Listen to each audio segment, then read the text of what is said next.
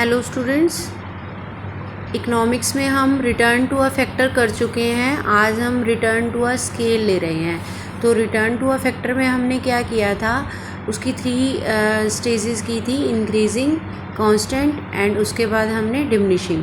ठीक है, तो आज हम ले रहे हैं return to a scale. Return to a scale in the long run, वो शॉर्ट रन में था return to a factor.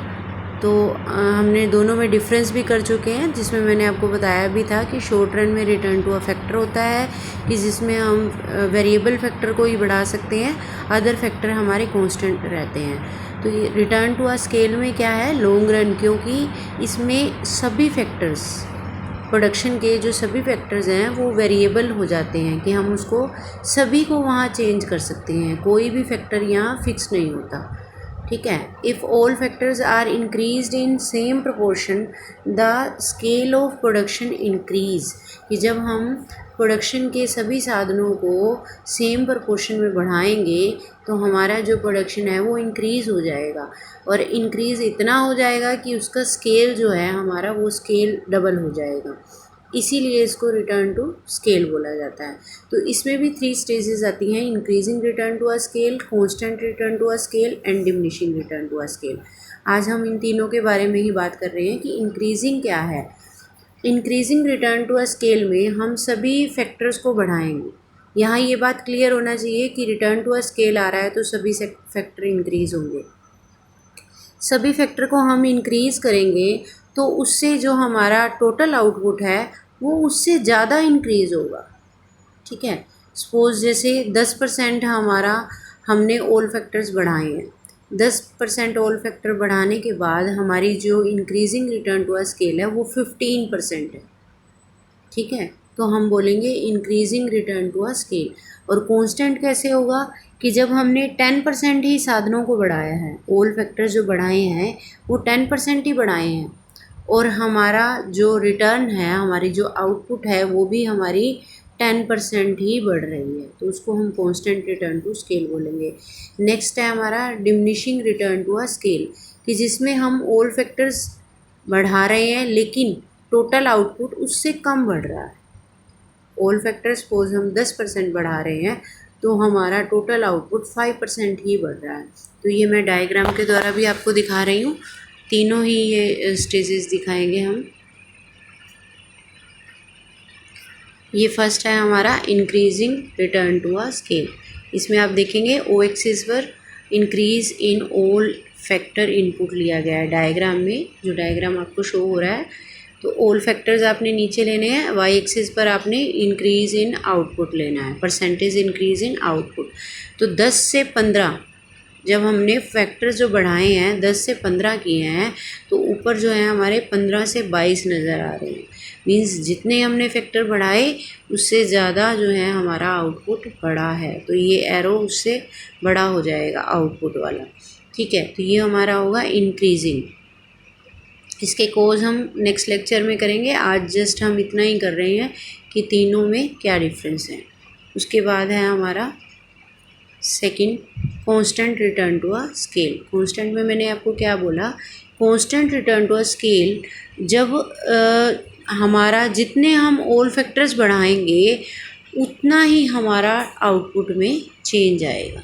Increase in all factor input cause equal percentage increase in output.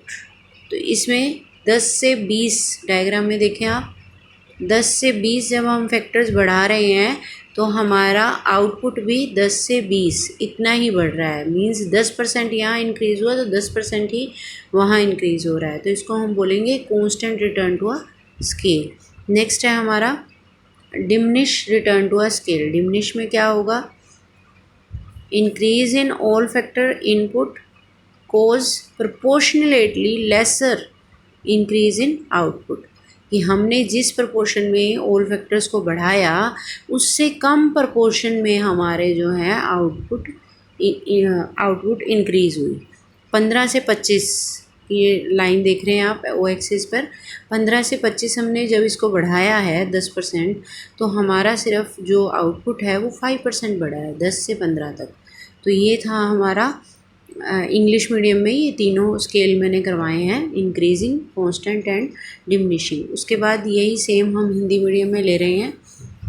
पैमाने का प्रतिफल, पैमाने का प्रतिफल दीर्घकाल में उत्पादन के सभी कारक जो हैं परिवर्तनशील होते हैं, अर्थात उत्पादक का कोई भी कारक स्थिर नहीं होता।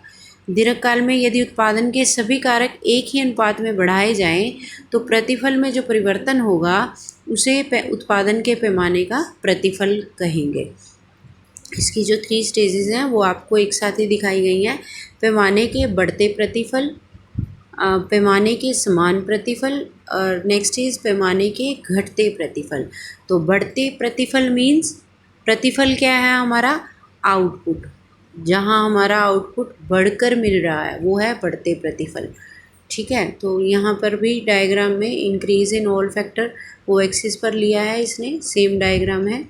तो आप देख सकते हैं इनके जो तीनों डायग्राम है, चाहे वो इंग्लिश मीडियम में है चाहे हिंदी मीडियम में है। तो ऑल फैक्टर्स में जो इंक्रीज़ किया उससे ज़्यादा हमारा आउटपुट में चेंज आया है, तो इंक्रीजिंग वाली स्टेज है।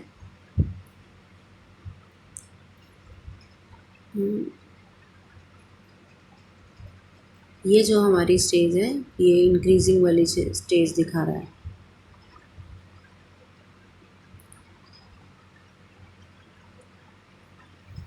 नेक्स्ट जो है हमारी कांस्टेंट वाली, कि जिसमें हमने ऑल फैक्टर्स जितने इंक्रीज़ किए हैं उतना ही सेम हमारा जो है आउटपुट में इंक्रीज़ हुआ है। तो ये हमारी constant return to a scale. Next है डिमिनिशिंग। डिमिनिशिंग मीन्स घटते प्रतिफल की जिसकी हम बात कर रहे थे।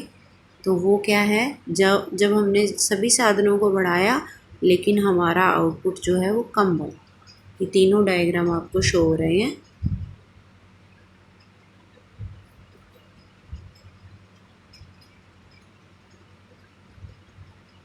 ठीक है, तो ये डायग्राम आपने बनाने भी हैं। उसके बाद इसमें आपको कोई भी प्रॉब्लम लगती है तो आप लोग पूछ सकते हैं। Thank you, have a nice day.